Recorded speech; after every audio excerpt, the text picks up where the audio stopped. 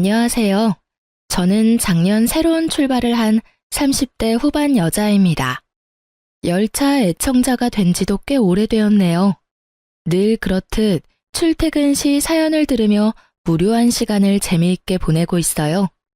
사연을 듣다 보니 작년에 제가 겪은 일도 들려드리고 싶어 사연을 보내봅니다. 남편과 저는 소개팅으로 만나 새싹이 돋아나던 봄의 연인으로 발전했어요. 반년 동안 뜨겁게 연애하던 저희는 동거하게 되었고 다시 돌아온 봄에 결혼을 하게 되었습니다. 남편과 저는 동거하던 집에서 신혼살림을 시작했어요. 모아둔 돈이 있긴 했지만 좀 더 모아서 가는 것이 여러모로 좋을 것 같았어요. 작은 원룸에서 시작한 신혼. 친구들은 저마다 한마디씩 했지만 저희는 행복했습니다. 여보, 어머님 우리랑 같이 살고 싶어 하는 눈치시던데 어쩌면 좋아? 한두 번도 아니고 모른 척해. 우리 엄마 쉬운 시엄마 아니야. 같이 살면 당신이 많이 힘들 거야. 그래도 될까? 그럼 정 안 되면 내가 나설 테니 너무 걱정하지 마. 하여튼 합가는 없어. 난 당신 고생시킬 생각도 없고 두 여자 사이에서 등 터질 생각도 없거든. 그럼 당신만 믿는다. 그래, 나만 믿어. 조금 많이 드센 어머님에게서 든든한 방패막이 되어주는 남편과 함께라면 원룸이 아니라 서울역에서 노숙을 해도 행복할 것 같았어요. 하지만 저에 대한 어머님의 집착 아닌 집착은 심해졌고 저는 지쳐갔어요. 그 사이에서 남편 역시 힘들어지고 있었고요. 여러 가지의 문제가 있었지만 그중 가장 힘든 것이 연락이었어요. 어머님은 제가 적어도 하루에 한 번은 전화하길 원하셨고 저는 알겠다고 대답하며 그만큼 자주 연락하길 바란다는 말이겠지 하고 대수롭지 않게 생각했어요. 저의 직은 의류 판매직이었는데 신혼여행과 매장 공사가 겹쳐 신혼여행에서 돌아와서도 매장 정리가 덜 되어 일주일 정도 더 쉴 수가 있었어요. 그동안엔 저도 집에서 쉬니 어머님께 전화를 자주 드릴 수 있었어요. 하지만 출근하게 되니 바빠졌어요. 거기에다 저는 매장 매니저였기에 할 일이 더 많았어요. 그래도 잊지 않고 연락드리려고 노력했어요. 남편이 5살 때 남편의 부모님은 이혼하셨고 어머님은 어린 남편을 혼자 키우느라 고생을 많이 하셨다고 들었던 터라 더 노력했어요. 하지만 새 단장을 한 매장은 일이 넘쳐났고 저는 일에 치여 연락드리는 것을 깜빡하고야 말았어요. 다음 날 출근을 하는데 문득 어머님 생각이나 전화를 드렸더니 전화 연결이 되지 않더라고요. 전 이상했지만 출근길이었던 터라 금세 잊었어요. 그날 저녁 퇴근을 하고 돌아온 남편이 곤란하다는 듯 저에게 물어오더라고요. 여보, 혹시 어제 엄마한테 전화 못했어? 나 어제 진짜 바빴어. 당신도 알지? 요즘 우리 매장 일 진짜 많은 거. 그래서 깜빡했지 뭐야?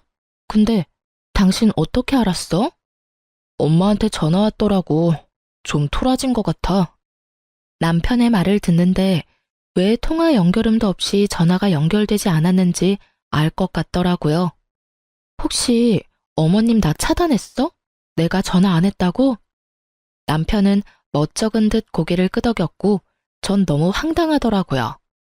전화 한 번 안 했다고 며느리 전화를 차단하는 시어머님, 들어는 본 적 있으신가요?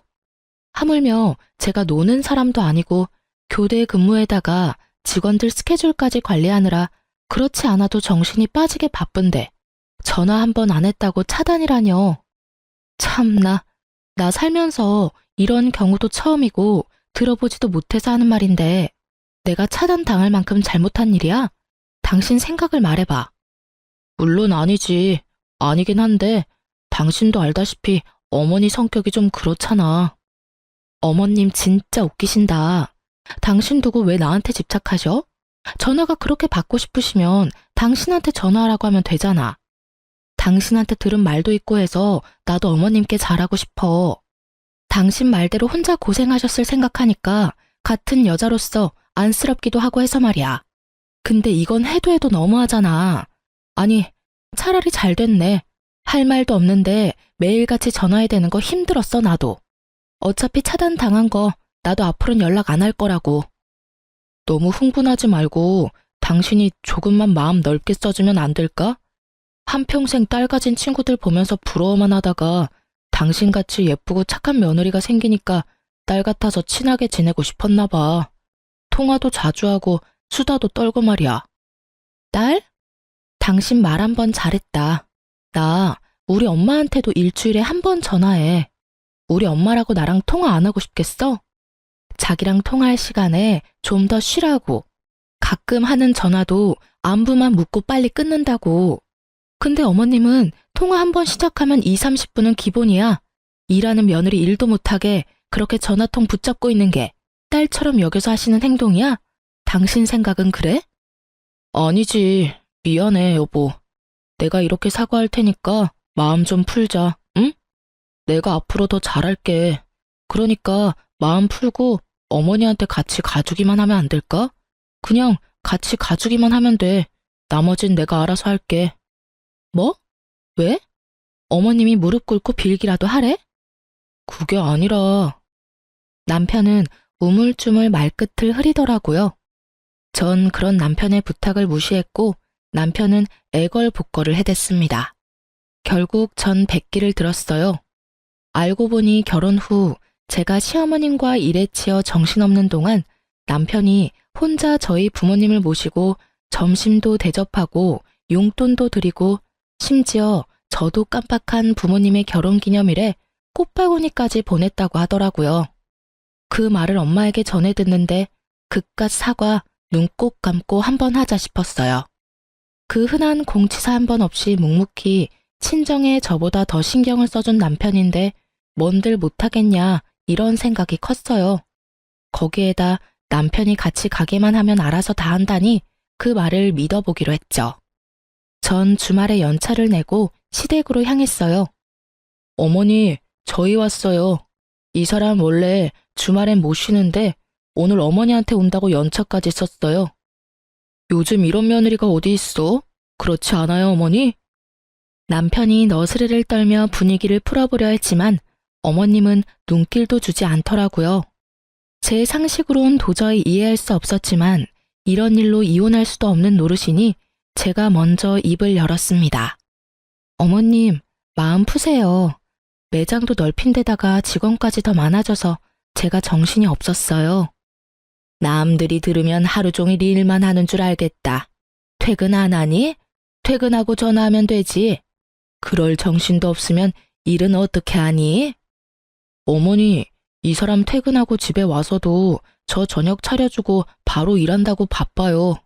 어제도 여기 온다고 새벽까지 일 마무리하고 아침 일찍 매장 들려서 정리해놓고 왔다고요. 어이구 참, 세상 일은 너 혼자 다 아는구나. 그래봤자 쥐꼬리 같은 월급 받으면서. 쥐꼬리라뇨. 이 사람이 저보다 더 많이 벌어요 이제. 뭐? 그깟 옷가게에서 그렇게나 번다는 말이야? 평소 알게 모르게 제 직업을 깔보던 어머님은 꽤 놀란 눈치였어요. 그런 어머님의 분위기를 읽은 남편은 이때다 싶은지 쉬지 않고 말을 쏟아냈어요. 그깟이 아니에요. 그래도 이름 있는 브랜드라고요. 그것도 그렇고 이 사람 그냥 직원이 아니라 매니저, 그러니까 관리직 같은 거라 성과 보수도 있어서 어떤 달은 저보다 더 벌 때도 있어요. 그러니까 그만 마음 푸시고 이해 좀 해주세요. 이 작은 몸으로 주말에도 못 쉬고 이러는데 얼마나 힘들겠어요. 이 사람 계속 잠도 못 자고 해서 이틀에 한 번씩 코피까지 쏟는다고요. 그렇게나 바빠? 너 그러다 몸 다 상하겠다. 너희 밥은 먹었니?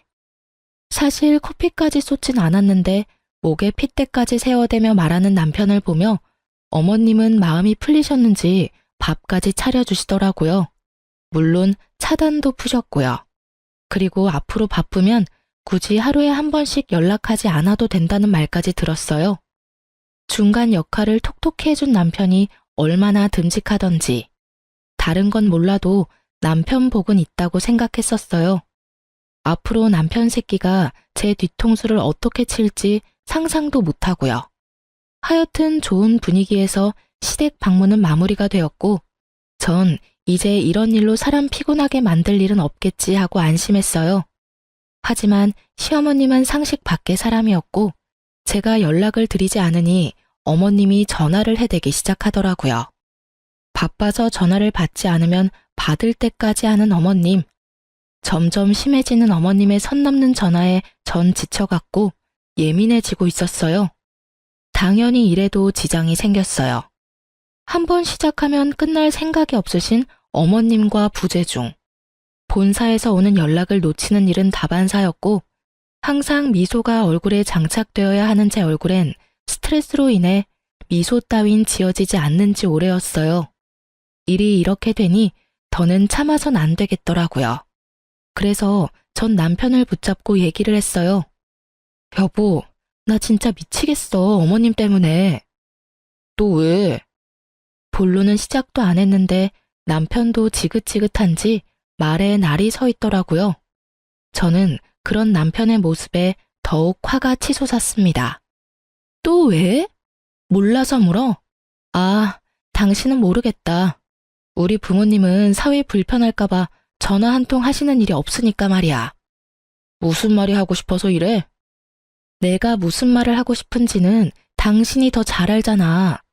어머님, 진짜 해도 해도 너무 하시는 거 아니야? 출근해서 일하고 있는 시간인 거 뻔히 다 아시면서 통화 시작했다 하면 끊을 생각도 없이 쓸데없는 말만 하신다고. 쓸데없는 말이라니? 당신은 무슨 말을 그렇게 해? 그럼 옆집 개가 임신을 했는데 그 아빠가 누구인지, 옆집 아주머니는 무거운 짐을 들다가 허리가 삐끗했는데 수술해야 할지 그냥 한의원을 다녀야 할지 등등. 이게 쓸데있는 말이야 그럼? 적적하시니까 그러시겠지. 적적하면 당신한테 전화하라고 해. 그럼 되겠네. 알겠어. 알겠으니까 그만 좀 해. 하루 이틀도 아니고 나도 미치겠어. 그런 식으로 얼렁뚱땅 넘어갈 생각하지 말고 당신이 어떻게 좀 해. 이러다 진짜 나 미치는 꼴 보기 싫으면 말이야. 전화를 안 받으면 바쁜가 보다 하고 그만하셔야지. 받을 때까지 하시는 게 상식적으로 말이 돼? 일하는 거 다 아시면서. 그러면서 전화 안 받으니까 걱정되어서 그랬다고 하시는데 내 생각엔 그건 걱정이 아니라 거의 집착이라고. 아니면 나 골탕 먹이려고 그러시거나. 그만 좀 해. 적당히 하라고. 내가 내일 전화해서 며느리가 어머니 때문에 미치기 직전이니까 전화 좀 그만하라고 할 테니까 그만해. 뭐? 당신이 그렇게 말하면 내가 뭐가 돼? 그럼 나더러 도대체 어쩌라는 거야? 가만 있으면 가만 있다고 난리고 전화한다고 해도 이 난리고. 어쨌든 당신이 그렇게 원하는 대로 2번 다신 전화 못하게 할 테니까 그런 줄 알고 잔소리 좀 그만해. 여보, 야! 제 말은 이제 무시하기로 한 건지 남편은 제 말에 대답도 없이 그대로 화장실로 가 제가 잠들 때까지 나오지도 않더라고요.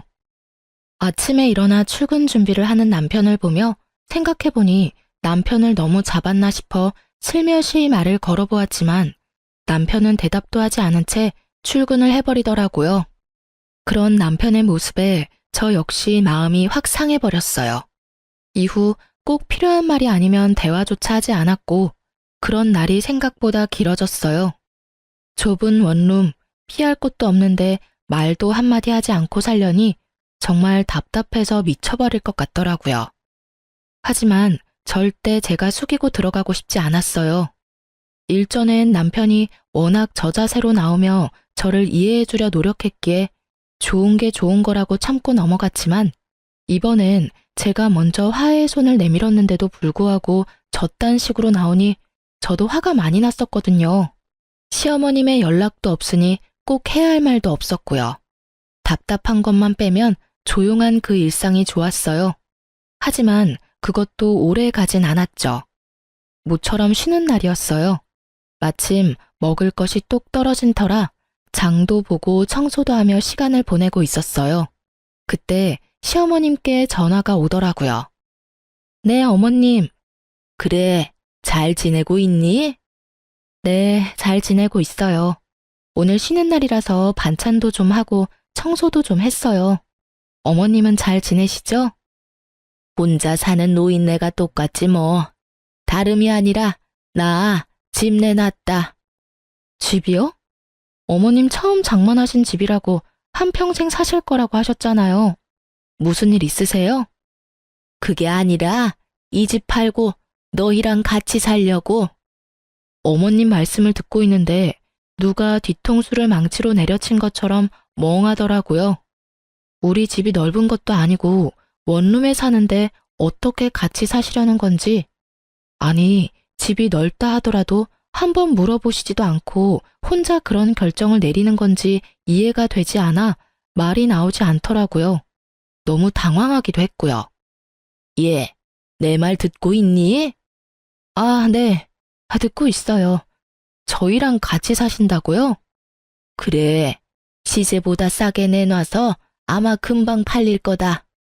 어머님, 저희 원룸 사는 거 잊으신 거 아니죠?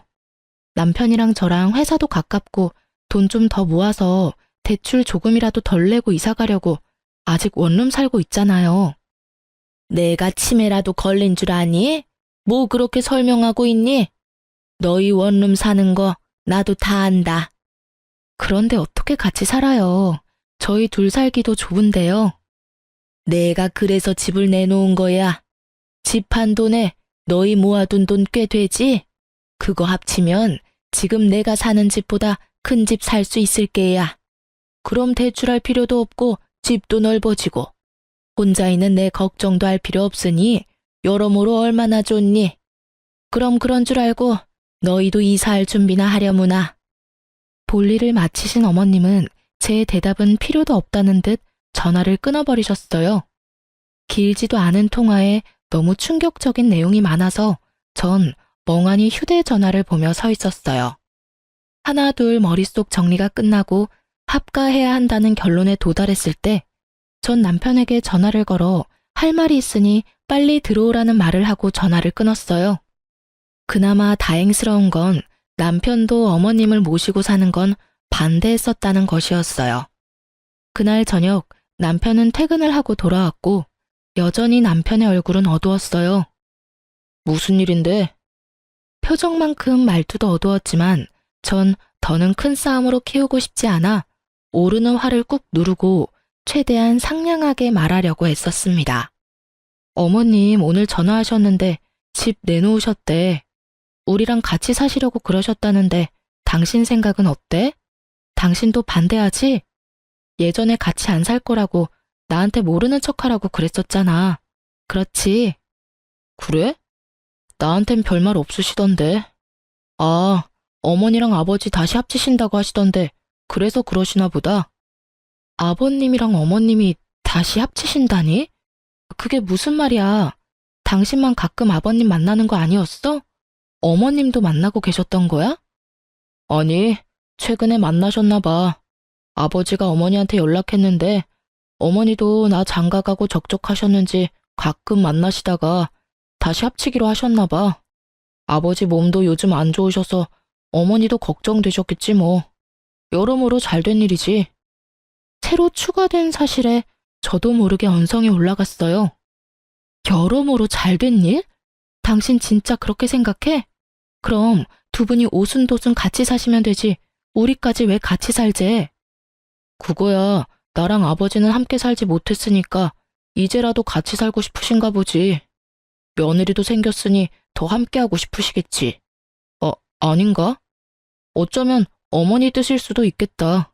예전부터 우리 어머니 당신이랑 살고 싶어 했잖아.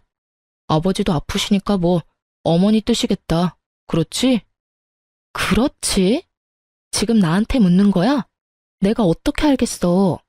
그리고 아버님 아프신데 내가 왜 같이 살아야 하는 거야? 나한테 지금 이 상황에 아버님 병수발까지 들어라. 이 뜻이야? 병수발? 넌 무슨 말을 그렇게 해. 우리 아버지가 몸져 누우신 것도 아니고 병수발이라니. 말이 좀 심한 거 아니야? 심하기는 웃기고 있네 진짜. 지금 돌아가는 상황이 그렇잖아. 내가 바본 줄 알아? 갑자기 등장한 아버님은 아프시고 갑자기 집을 파신다는 어머님은 한마디 묻지도 따지지도 않고 같이 살자 통보하고 끊으시고 이런 상황에서 내가 어떤 생각을 할 수 있는데? 당신이 입장 바꿔서 생각해봐. 다른 생각이 드는지 말이야. 꼭 그렇게 따지고 들어야겠어? 당신 말대로 그렇다고 치자. 그러면 좀 모시고 살아주면 되잖아. 부모님이 한평생 사는 것도 아니고 기껏해야 몇 년 모시고 다시 분가하면 되지. 그것도 못해줘? 나랑 아버지 30년 가까이 떨어져 살다가 이제 다시 같이 살게 됐어. 그런 나랑 아버지가 넌 불쌍하지도 않아? 심지어 아프시다잖아. 이런 상황에 넌 안쓰러운 마음보다 병수발 들 걱정이 앞서는 거야? 너 이런 사람이었어? 왜 이렇게 이기적이야? 당신 무슨 말을 그렇게 해? 지금 이기적인 사람이 누군데? 애초에 어머님 모시지 말자고 했던 사람은 당신이었어. 잊었어? 그리고 지금 당신이 나한테 큰 소리 내면서 화낼 상황이야? 미안하다고 살살 달래줘도 모자랄 판국에 왜 당신이 나보다 더 화를 내는 거야? 당신이 사사건건 시비 걸고 넘어지는 건 생각 안 해? 시비? 이게 지금 시비라고 생각해? 아니면 뭔데 이게? 하여튼 난 부모님 모시고 살 거니까 그게 싫으면 우리 이혼해. 뭐? 우리 부모님 모시고 살 거 아니면 이혼하자고. 그런 줄 알고 잘 생각해. 난 오늘 어머니 댁 가서 잘 테니까 그런 줄 알고. 남편은 통보하고선 집을 나가버렸습니다. 아무리 요즘 둘 사이에 분위기가 좋지 않았다 하더라도 너무 변해버린 남편을 보니 충격이 크더라고요. 그리고 이런 일로 이혼이란 단어가 나올 거라고 생각도 안 해봤던 터라 충격이 더 컸어요. 생각지 못한 남편의 초강수에 고민이 되더라고요. 전 그때까지 남편을 사랑했고 이런 일로 헤어지고 싶지 않았으니까요. 하지만 일방적인 통보뿐인 합가도 하고 싶지 않았어요. 이기적이라 손가락질 받아도 싫은 건 싫었어요. 딱히 제가 이기적이라 생각되지도 않았고요. 고민으로 밤을 지새웠고 남편은 진짜 들어오지 않더군요. 전 같이 일하는 직원에게 양해를 구하고 시댁으로 향했어요. 어머님과 대화를 나눌 필요가 있다고 생각했거든요. 시댁이 골목 안에 있었던 터라 택시에서 내려 좀 걸어야 했어요. 머릿속으로 어머님과 나눌 대화를 정리하며 걷고 있는데 멀리 익숙한 사람이 보이더라고요. 설마 하는 마음으로 가까이 다가갔고 익숙해 보이던 사람은 남편이었어요. 전 황급히 차 뒤로 몸을 숨겼어요. 남편 혼자가 아니었거든요. 처음 보는 여자와 다정히 손을 잡고 시댁에서 나와 행복한 미소를 지으며 제가 숨은 차 옆으로 지나치는데 제 두 눈으로 보고도 믿고 싶지 않았어요. 저는 어느새 두 사람을 쫓고 있었고 두 사람은 다행히 멀지 않은 곳에 있는 카페로 들어가더라고요. 전 때마침 카페로 들어가는 무리에 몸을 숨겨 두 사람 모르게 가까운 곳에 자리를 잡고 앉을 수 있었어요. 그리고 들려오는 두 사람 대화는 충격, 경악 그 자체였어요. 자기야, 그럼 우리 결혼하면 어머님이랑 아버님이랑 모시고 살아야 해? 자기가 힘들더라도 한동안은 그래야 할 것 같아. 너무 걱정하지 마. 내가 자기 힘들지 않게 많이 돕고 중간 역할도 잘할게. 그리고 우리 엄마 남의 자식 귀한 줄 아는 사람이야. 잘 대해주실 거야. 아버지도 물론 잘해주실 거고. 자기도 방금 봤으니까 알 거 아니야. 저랑 아직 이혼하기로 한 것도 아닌데 벌써 시댁에 인사를 드리고 온 듯 결혼 얘기가 한창이더라고요. 당장이라도 달려가서 두 연놈을 박살을 내고 싶었지만 꾹 참고 두 사람 대화를 더 들어봤어요. 하긴 두 분 다 좋으시더라. 다정하게 잘 대해주시고. 그럼 한 1년만 모시고 나오자. 알겠지? 그럼. 괜히 너랑 헤어지고 이상한 여자랑 결혼해서는. 너랑 헤어지고 내가 얼마나 힘들었으면 그런 여자를 만났겠냐? 그러니까 내가 다시 만나자 했을 때 만났어야지. 괜히 다른 여자 만나보겠다고 소개팅이나 하고 다니고. 내가 그 꼴 보기 싫어서 회사도 옮겼던 거야. 그런데 왜 다시 돌아왔대? 과장님이 다시 돌아오라고 계속 연락이 오기도 했고, 자기가 나 말고 다른 여자랑 얼마나 잘 먹고 잘 살고 있나 궁금하기도 해서 돌아왔지. 나도 멋진 남자 만나서 잘 사는 모습 보여주려고 했는데. 그러는 여자가 회식 때 그렇게 노골적으로 모텔 가자고 꼬셨어? 그래서 싫었어? 싫긴. 자기가 그러지 않았으면 내가 꼬셨을 건데? 서로 얼마나 좋아 죽는지 남편 새끼와 상간녀는 찰싹 붙어서 떨어지질 않더라고요. 주변 눈치도 안 보고 대놓고 하는 애정 행각에 지나가는 사람들의 수군거리는 소리가 끊이질 않았죠. 결국 두 사람에게 카페 직원이 가서 한 소리를 하고 나서야 멈춘 듯 했어요. 저기 손님, 여기서 이러시면 안 됩니다. 다른 손님들이 불편하다고 하세요. 네? 네. 아이, 쪽팔려. 그러게, 그만하라고 했잖아. 멈출 수 없는 걸 어쩌겠어. 으이그. 그래서 이혼은 언제 할 수 있는 거야? 그 여자가 순순히 해줄까? 해줄 거야. 독한 년이라 절대 부모님 모신다고 할 리 없다고. 어제도 얼마나 따지고 드는지. 내가 왜 그딴 년이랑 결혼했나 모르겠어. 으이그, 앞으로 나한테 잘해. 알겠어? 나 같은 여자가 또 있는 줄 알아? 알겠어. 두말하면 잔소리지. 그래요. 두 사람은 남편이라는 새끼가 절 만나기 전 헤어졌다가 상간녀가 회사로 돌아오면서 만나기 시작했더라고요. 어느 날부터 회사 회식이 잦더니 다 이유가 있었더라고요. 갑자기 태도를 바꿔 이혼하자고 소리치던 이유도요. 불륜이 부끄럽지도 않은지 큰 소리로 잘도 짓거려준 덕분에 힘들이지 않고 상황 파악은 되었지만 앞으로 어떻게 해야 할지, 어떻게 하면 이 난관을 헤쳐나갈 수 있을지 아무 생각도 나지 않았어요. 이 채널에 올라온 다른 사람들의 사연을 들으며 다들 왜 저렇게 사냐고, 나 같으면 저렇게 안 산다고 했던 과거 저의 모습이 떠오르며 반성하게 되더라고요. 그러면서도 전 애청자답게 그간 들어왔던 통쾌했던 복수를 떠올리며 저의 복수를 계획했어요. 이래봬도 제가 열차 애청자인데 그냥 순순히 이혼해줄 수는 없었으니까요. 그날 밤 집으로 돌아온 남편 새끼에게 말했어요.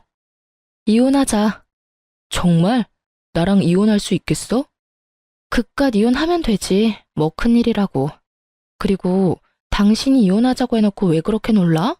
왜? 하기 싫어? 아니, 난 당신이 이렇게 쉽게 이혼한다고 할 줄 몰랐지. 누가 그래? 쉬웠다고. 나도 쉽지 않았어. 하지만 어쩌겠어? 난 합가할 생각이 없고 당신은 죽어도 합가를 하겠다는데. 남들이 들으면 그깟 문제로 무슨 이혼까지 한다고 할 수도 있지만 우리한텐 그깟 문제가 아니니까 어쩔 수 없지.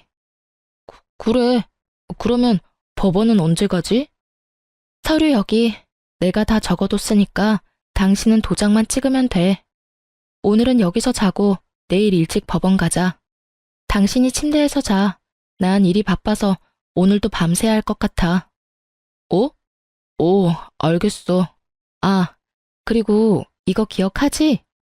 남편은 제 손에 들린 종이 한 장을 보더니 얼굴이 새파랗게 변하더군요. 이거 그냥 장난 같은 거였잖아. 장난? 넌 5천만 원이 장난이야? 남편은 저와 결혼한 지 얼마 되지 않았을 때 비트코인으로 돈을 날렸고 제가 그걸 메꿔준 적이 있었어요. 그땐 장난처럼 썼던 각서 한 장이 이렇게 쓰일지 몰랐지만 결과적으론 천만다행이지 뭐예요. 여기 이런 내용이 있어. 만약 우리가 이혼하게 될 시 을은 갑에게 빌렸던 5천만 원을 일시불로 상환하고 이자 역시 일시불로 상환한다.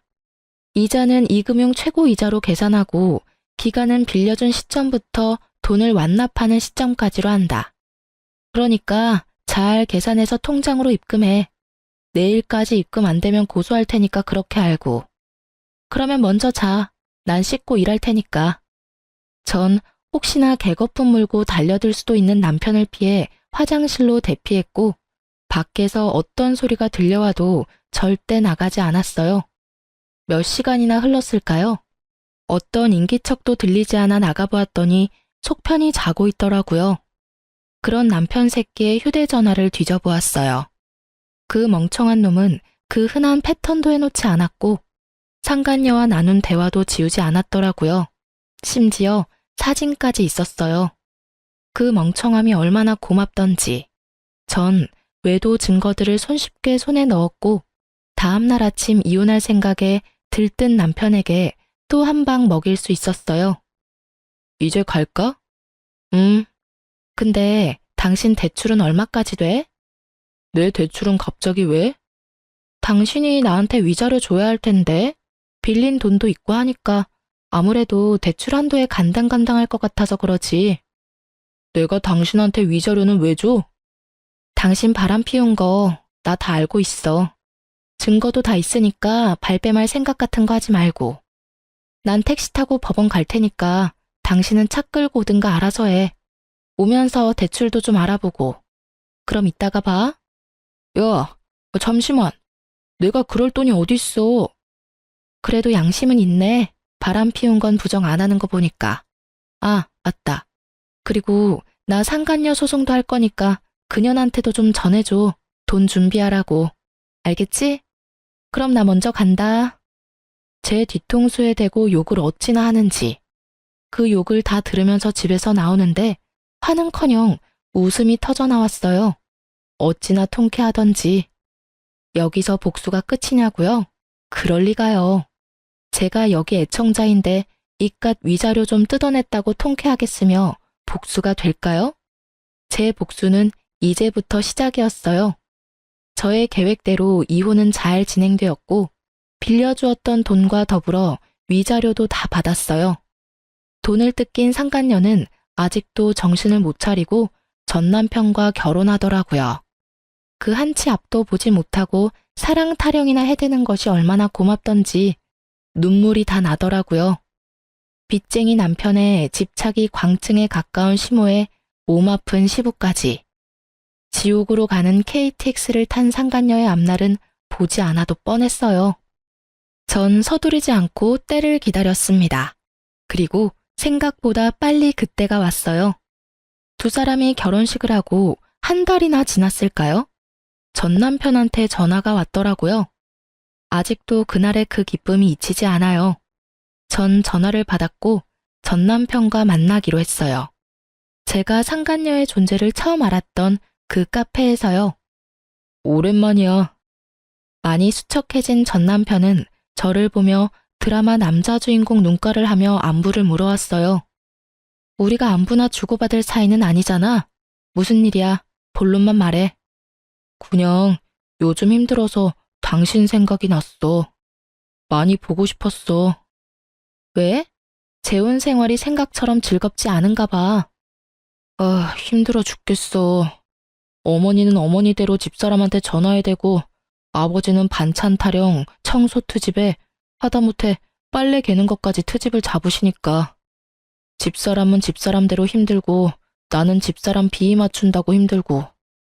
어머니는 어떻게 해보겠는데 아버지는 편찮으시니까 엄청 예민하셔서 뭐라고 말도 못 꺼내겠어. 하루하루 미쳐버리겠어 아주. 하소연이나 하려고 나 불렀니? 나 바쁜 거 몰라? 꼭 그렇다기보단 아까 말했듯이 보고 싶어서. 그래서 하는 말인데 우리 다시 시작하면 안 될까? 나 정말 후회 많이 하고 있어. 내가 미쳤었나 봐. 어쩌다 그 여우 같은 거한테 홀려서 당신만한 여자가 또 어디 있다고. 내가 진짜 앞으로 잘할 테니까 한 번만 나 용서해주면 안 될까? 그러니까 당신 말은 그 여자랑 이혼하고 다시 나랑 결혼을 하겠다고? 나한테 바람 피운 남편도 모자라 시어머님의 시아버님까지 모시고 살아라 이거야? 아니지. 당신만 돌아온다고 하면 내가 이혼하고 분가도 하지. 당신이 부모님하고 연 끊으라고 하면 연도 끊을 수 있어. 뭐든 다 할 수 있다고. 너 진짜 상당한 쓰레기구나. 뭐? 내가 너 바람 피운 거 바로 여기 이 자리에서 알았어. 그때 네가 한 말 아직도 기억해놔. 나 같은 여자 만난 거 후회한다고, 미쳤었다고. 앞으로 정말 잘할 거라고 그렇게 얘기했었지. 이 말 어디서 많이 들은 말 같지 않아? 어? 그게 말이지. 방금 네가 나한테 한 말이랑 똑같아도 어쩜 그렇게 똑같니? 조그만 양심이라도 있다면 대사라도 바꾸지 그랬어? 하긴 양심이란 게 있는 사람이면 지금 내 앞에서 그딴 개소리나 짓거리는 일은 없었겠지. 아니, 애초에 바람 같은 걸 피지도 않았겠지. 뭐? 개소리? 너 말 다 했냐? 난 말 다 했는데 넌 덜 했냐? 설사 그렇다고 한들 난 더 듣고 싶지 않으니까 먼저 일어나 볼게. 그리고 이런 일로 다시는 연락하지 마. 나 너 목소리 듣는 것도 역겨워. 알겠어? 전 분노로 곧 죽을 듯한 전 남편을 뒤로 한 채 카페를 나왔어요. 야, 네 전 남편 곧 죽겠던데 몰골이 저승사자랑 하이파이브하고도 남을 것 같았어. 자기 무덤 자기가 팠지 뭐. 사진은? 잘 찍었어? 당연하지. 너한테 보냈어. 확인해봐. 친구가 보내온 사진엔 제법 다정하게 마주 앉은 전 남편과 제가 있더라고요. 네, 그렇습니다. 전 이 사진을 위해 오늘 전 남편을 만나러 나왔습니다. 친구에게 받은 사진을 전 상간녀에게 보내버렸고 사이가 심하게 나빠졌는지 전 남편이 제가 전화를 받지 않으니 정성스럽게 음성을 남겼더라고요. 야, 이 미친년아. 그딴 사진을 보내? 너 제정신이야? 니년 때문에 내가 얼마나 들들 볶인 줄이나 알아? 몇 날 며칠을 싸우고 있다고. 한 번만 더 이딴 짓 했다간 가만 안 둘 테니까 그런 줄 알아? 더럽기가 걸레보다도 더한 전 남편의 입담을 들으며 전 그저 웃었어요. 아직 복수가 끝나지도 않았는데 이렇게 화를 내주니 앞으로는 얼마나 더 골머리가 아프고 분노가 치솟을까 싶어서요. 전 주저없이 남편의 욕설에 대한 보답을 실행하기로 했어요. 전 남편의 회사로 두 사람의 외도로 인해 저와 이혼하게 되었다는 사실을 보내버렸거든요. 바람 피운 두 연놈이 멀쩡하게 회사 다니는 꼴을 어떻게 보고만 있겠어요? 거기에다 전 남편의 회사엔 말 많기로 유명한 전시모의 친구까지 근무하셨기에 꽉 먹고 알 먹고였어요. 그 친구분은 저의 예상보다 더 빠르게 친구 사이에 소문을 쫙 내주셨고 전시모는 그렇게 자랑에 대던 아들 덕분에 친구들 사이에 얼굴도 들고 다닐 수 없는 지경에 이르렀죠.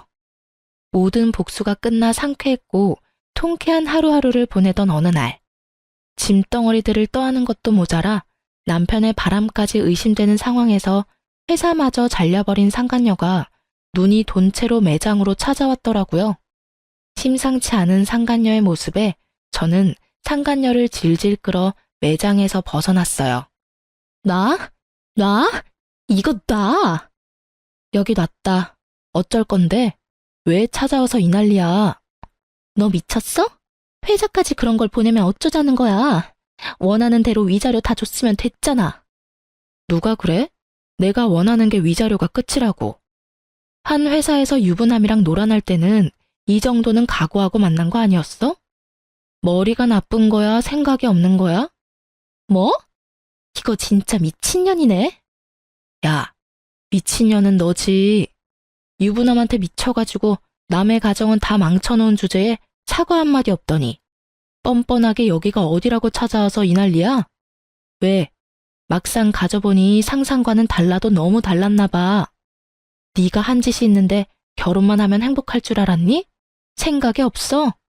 하긴 생각이 없으니까 그딴 짓을 하고 행복하길 바랬겠지.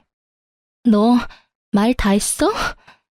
얼굴이 터질 듯이 붉어진 상간녀는 급기야 제 뺨을 때리더니 머리채를 잡고 휘두르기 시작했어요. 저 역시 가만 있을 수는 없었어요. 다년간 의류박스를 옮기며 차곡차곡 정립했던 팔뚝 힘을 쓸 때가 왔고 전 아낌없이 그 힘을 사용했어요. 한 손으론 상간녀의 머리채를 한 움큼 잡아 흔들었고 한 손으론 주먹을 꽉 쥐고 마구 휘둘렀어요. 발도 쉬게 할 순 없어서 발길질도 좀 했네요. 얼마나 신나게 때렸는지 정신을 차려보니 상간녀가 벌벌 떨더라고요. 저도 얼굴 여기저기 긁히긴 했지만 저의 압도적인 승리인 건 확실했어요. 너, 내가 가만 안 둘 거야. 경찰에 신고할 거라고. 때리기도 네가 먼저, 머리채도 네가 먼저 잡은 거 잊었니? 멍청하다 하니까 진짜 멍청한 말만 골라서 한다. 멍청한 년. 그리고 나 위자료 덕분에 돈 많아서 신고한다고 협박해대도 겁도 안 난다, 야. 아, 맞다. 나 네 남편 새끼한테도 돈 많이 받았지? 알려나 모르겠는데 나한테 빌린 돈이랑 위자료 준다고 그 새끼 대출 꽤 받았을 텐데 회사까지 잘려서 어쩐대? 그래도 뭐 두 사람 아직 젊으니까 어떻게 해서든 헤쳐나가면 되겠지. 안 그래? 뭐? 대출? 그 인간 대출까지 있단 말이야? 어머, 몰랐니? 아마 한도 끝까지 받아서 나 줬을 텐데. 완전히 속았어. 이게 다 너 때문이야. 다 너 때문이라고. 내가 가만히 있을 줄 알아? 네가 나한테 보낸 사진, 그거 네가 다니는 매장 본사에 다 보내버릴 거야. 나도 너 매장 시켜버릴 거야. 그리고 나도 상간녀 소송할 테니까 너 각오해. 알겠어? 상간녀 같은 소리 한다. 겨우 그 정도로 상간녀 소송을 할 수 있을 것 같아? 내가 네 남편이랑 안고 있니? 아니면 하다못해 손이라도 잡고 있니? 그냥 마주 앉아 있는 걸로 상간녀 소송? 마음대로 해봐. 난 네 남편이랑 아무 사이도 아니라는 증거가 차고도 넘치니까 명예훼손으로 고소당하고 싶으면 마음대로 해보라고. 그리고 앞으로 2번 다시 찾아오지 마. 또 찾아와서 이딴 짓 하면 네가 좋아하는 그 신고 내가 해줄 테니까. 알겠어? 그리고 네 팔자 네가 꼬아놓곤 누구 탓을 하고 난리래? 앞으론 똑바로 살아. 남의 탓 좀 그만하고. 절규에 가까운 상간녀의 고함을 마지막으로 진짜 제 복수는 끝이 났어요. 그렇지 않아도 한 대 쥐어패고 싶었는데 어찌 알고 찾아온 것인지 상간녀는 처음부터 끝까지 저에게 참 고마운 사람이었어요. 덕분에 그 지옥 같은 집구석으로 기어들어가지 않고 벗어날 수도 있었고 전 남편도 손쉽게 떼어낼 수 있었으니까요. 꼴의 자존심만 센 남편은 여기서 들은 사연처럼 저를 찾아와서 빌거나 그러진 않더라고요. 혹시나 찾아오면 얼굴에 물도 쏟아주고 따기도 한 대 날리려고 했거든요. 물에 홀딱 젖은 그 꼴을 못 봐서 아쉬웠는데 전 남편은 더 비참한 꼴로 살고 있더라고요. 얼마나 더 저에게 통쾌함을 주려고 전 시모가 친절하게 연락을 해주더라고요. 자기 아들이 얼마나 비참한 꼴이 되었는지 알려주시더라고요. 이 나쁜 년아, 너 때문에 내 아들이 어떻게 됐는지 알아? 제가 어떻게 알겠어요. 전 이혼했는데요. 너 같은 년 때문에 내 아들이 알코올 중독자가 됐다고. 그 잘났던 내 아들이 네 년 때문에 또 이혼당하고 취업은커녕 집구석에서 온종일 술만 퍼마시고 있다. 이제 속이 후련하니? 꼭 이렇게까지 했어야만 했어? 제가 했으면 뭘 얼마나 했다고 그러세요. 저도 저 나름대로 자제라는 걸 했다고요. 뭐? 자제? 회사로 불륜 증거까지 다 뿌려서 우리 아들 회사도 잘리게 만든 주제에 자제? 네, 자제요. 아줌마 아들이 미쳐버렸는지 저한테 입에 담지도 못할 쌍욕을 음성사서함에 남겨뒀더라고요. 휴대폰 들고 경찰서 가서 확 신고해버릴까 하다가 그간 살았던 정도 있어서 참아줬네요. 이 정도면 크게 자질한 걸 한 것 같은데 아줌마 생각은 어떠세요? 뭐? 아줌마? 이 인연이 드디어 미쳤구나. 그럼 이혼한 마당에 제가 예전처럼 어머님이라고 상냥하게 불러드릴 줄 아셨어요? 지금 제가 존댓말로 아줌마라고 하는 것도 저한테 고마운 줄 아세요, 아줌마. 뭐? 이 인연이 진짜. 너 지금 어디야? 내가 당장 찾아가서 니년 머리채를 다 뽑아줄 테니. 아, 그냥 제가 가드리죠 뭐.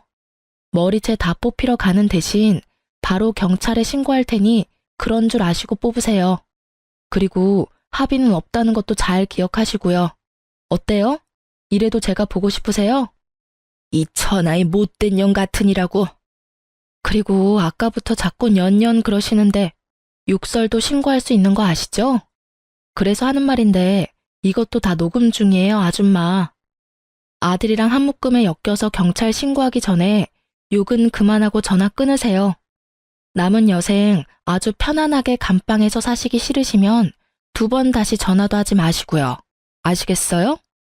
협박에 겁이 나긴 했는지 그 뒤론 연락이 오는 일은 없었습니다. 우연히 전 남편 회사 동료에게 들었는데 전 남편은 전 시모의 말처럼 취업은커녕 집구석에서 술만 퍼마시는 알코올 중독자가 되었고, 그런 아들을 지켜보다 건강이 더 나빠져 이젠 거동조차 못하게 된 전 시부는 누워 지낸다고 해요. 그런 두 사람의 수발을 드느라 전 시모는 죽지 못해 사는 삶을 살고 있다고 하고요. 그리고 이혼을 한 상간녀는 취업이 안 돼 이런저런 알바를 전전하다 최근에 바에서 일하는 걸 봤다고 하네요. 남자 없이 못 살 것 같더니 딱 맞는 직장 얻어갔다고 했네요. 저의 이혼과 복수는 나름 통쾌하게 끝이 났어요. 그 덕분인지 전 하는 일마다 술술 풀리더라고요. 미소가 생명인 서비스직에 아주 큰 도움이 된 이혼이었어요. 저의 얼굴엔 미소가 떠나지 않았고 매장 매출도 어마어마했어요. 스트레스 받거나 신경 쓸 일이 없어 일에 매진했더니 제 앞날이 밝아지더라고요. 이제 곧 본사로 출근까지 하게 되었어요. 제가 계속 욕심냈던 서비스 교육팀장으로 승진 발령이 났거든요. 아, 그리고 저 드디어 제 집이 생긴답니다. 사실 남편과 사이가 좋지 않아 대화도 없을 무렵 그냥 넣어본 청약에 덜컥 당첨되어 버렸거든요. 당시엔 돈도 없고 남편과 사이도 좋지 않아 어떻게 해야 할지 고민이 많았었는데 지금 와서 생각해보면 여러모로 남편과의 이혼이 저에겐 행운이었어요. 위자료 덕분에 대출 조금만 끼면 잔금도 걱정 없으니까요. 일도 다 잘 풀리고 본사 출근 전까지 여유가 생긴 전 부모님과 가까운 해외여행이라도 가보려고 합니다. 그 좁은 원룸에서 한 푼이라도 아껴보겠다고 그간 고생이 많았던 저를 위해 그리고 갑작스러운 저의 이혼으로 충격이 크셨던 부모님을 위해 그간 아껴왔던 돈 좀 쓰려고요. 이혼했던 당시 아빠가 했던 말이 아직 생각나네요. 나한테 네가 어떤 딸인데 감히? 너도 그래. 진작이 아빠한테 말했어야지. 아빠한테 말해 뭐해. 속만 더 상하지. 그땐 많이 속상하고 힘들었는데 이제 괜찮아요. 충분히 다 되돌려줬어. 네가 그렇게 생각한다면 됐어. 우리 공주 이제 새롭게 출발할 일만 남았네. 그러면 다 훌훌 털어내고 앞만 보며 나아가. 그깟 것들 욕하면서 이렇게 할 걸 저렇게 할 걸 후회하며 시간 낭비하지 말고 지나간 일은 보내주고 앞으론 공주 생각만 하면서 즐겁게 즐기면서 살아. 그렇게 살아도 짧은 것이 인생이야. 알겠지? 아빠. 그래, 우리 공주는 꼭 행복할 거야. 꼭 그럴 거야. 아빠의 말씀에 마법이라도 걸려 있었던 것인지 전 요즘 행복해요. 혼자라는 자유가 이렇게 즐겁고 행복한데 그땐 왜 고민했나 몰라요. 요즘 같아선 이혼을 잠시라도 고민했던 과거 저에게로가 무슨 고민을 그렇게 하냐고 하며 뒤통수를 한 대 쥐어받고 싶은 만큼 제 삶에 만족합니다. 이제 새로운 직장과 새로운 집에서 제대로 새 출발해보려고 합니다. 이 사연을 보내는 것을 마지막으로 힘들었던 과거는 잊으려고요. 긴 제 사연 들어주신 모든 분 감사합니다. 새해 복 많이 받으세요.